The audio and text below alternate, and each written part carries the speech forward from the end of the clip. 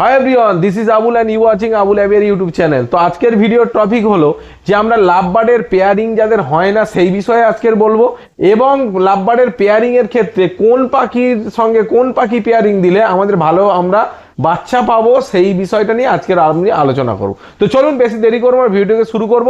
তার আগে আপনাকে ছোট্ট করে, যদি চ্যানেলে প্রথম হয়ে থাকেন তাহলে অবশ্যই চ্যানেলটিকে সাবস্ক্রাইব করে পাশে থাকা দেখবেন বেল চিহ্ন আছে, ওটাকে টপ করে দাবিয়ে দেখতে, তাহলে যে কোনো ভিডিও আপলোড করার সঙ্গে সঙ্গে আপনার মোবাইল বা কম্পিউটার চট করে পৌঁছে। আর যারা ফেসবুক থেকে দেখছেন তারা অবশ্যই কিন্তু ফলো করে রাখুন, কারণ এই প্রোফাইলে একমাত্র পাখি রিলেটেড বিভিন্ন ইনফরমেটিভ ভিডিও কিন্তু আপলোড করা হয়। তো প্রথম যে বিষয়টা নিয়ে আলোচনা করব, দেখুন লাভবার্ড হচ্ছে একটা লাভেবল পাখি এবং কিউট পাখি। তো আমরা যদি এর পেয়ারিং করাতে যাই, বিভিন্ন আমার যারা সাবস্ক্রাইবার বন্ধু আছে তারা অনেকেই ফোন করে যে দাদা আমার পাখির পেয়ারিং কোনটার সাথে কি পেয়ারিং দেবো। আপনাদের একটা বেসিক ইনফরমেশন আমি কিন্তু দিয়ে দেবো, কারণ ডিটেলিং ভিডিও বানাতে গেলে মিনিমাম 1 ঘন্টা লেগে যাবে।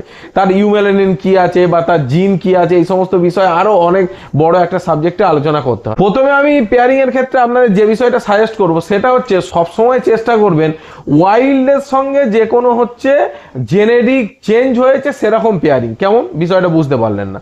ওয়াইল্ড মানে হচ্ছে গ্রিন, গ্রিন হচ্ছে অলওয়েজ হচ্ছে বেটার ব্লাড লাইন এবং বেটার হচ্ছে স্ট্রং পাখি, এবং সাইজ এনহ্যান্স করার জন্য গ্রিনটাকে অলওয়েজ আমরা চেষ্টা করব গ্রিনের সঙ্গে আমরা অন্য কোনো পেয়ারিং দেবো। গ্রিনের সঙ্গে কেমন পেয়ারিং দেবো? গ্রিনের সঙ্গে আপনি ব্লু দিতে পারেন, গ্রিনের সঙ্গে আপনি রেড আই দিতে পারেন, গ্রিনের সঙ্গে আপনি পার ব্লু দিতে পারেন। বিভিন্ন যে মিউটেশন আছে অলওয়েজ চেষ্টা করবেন গ্রিনের সঙ্গে পেয়ারিংটা করিয়ে আপনাদের পেয়ারিং করার, এবং গ্রিনটাকে চেষ্টা করবেন স্প্লিট ব্লু নেবার। যদিও স্প্লিট না হয় তাও চলবে, তাহলে আপনার কাছে স্প্লিট ব্লুও হয়ে যাবে। সেক্ষেত্রে কি হবে, আপনার বাচ্চা মরবে কম, আপনার বাচ্চা লস হবে কম। তো তার জন্যই আপনাদেরকে বলবো যে অলওয়েজ গ্রিন টু ব্লু।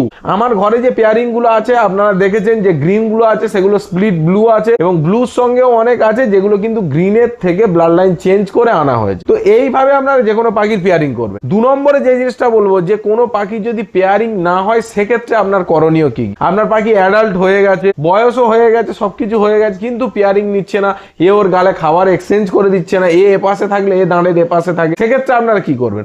সেক্ষেত্রে আপনারা একটা কেজ কিনবেন, 1.5-3 ফুটের একটা কেজ কিনবেন, মাঝখান থেকে পার্টিশন দেয়া আপনারা এরকম কিনবেন। একদিকে মেল রাখবেন, একদিকে ফিমেল রাখবেন, রেখে যেমন খাবার দেয়, যেমন ক্যালসিয়াম ভিটামিন যে সমস্ত কোর্স করায় আপনারা কিন্তু ওর ভিতরে রেখেই কোর্স করাবেন।